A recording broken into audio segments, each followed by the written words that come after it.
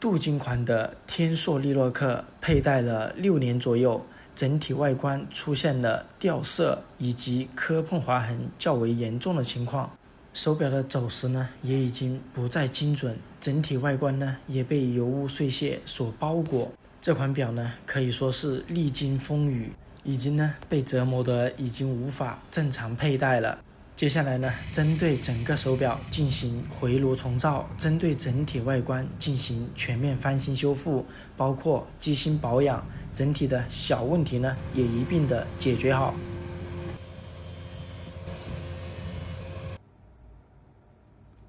手表机芯呢也是因为多次进水，表主呢也没有及时的去处理它，导致走时越来越差，调时间的时候呢把头自然脱落，已经无法正常使用。这种情况呢经过我们保养维护调教以后呢，手表也能够恢复精准的走时，但是呢已经造成磨损包括生锈腐蚀的地方呢，我们也只能尽力的去修复。所以手表定期保养维护呢也是非常的重要。接下来呢就是沉浸式的机芯安装调教。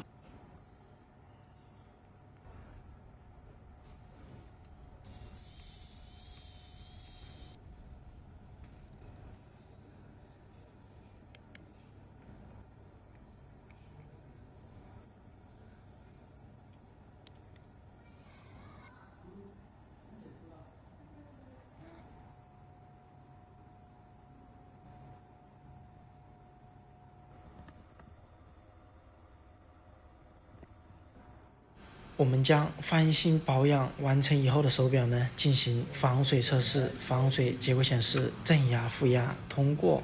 校表仪数据显示走时符合品牌标准。翻新修复好的整体外观呢又可以在表主的手腕上陪伴多年。今天呢依然是快乐英俊的修表匠。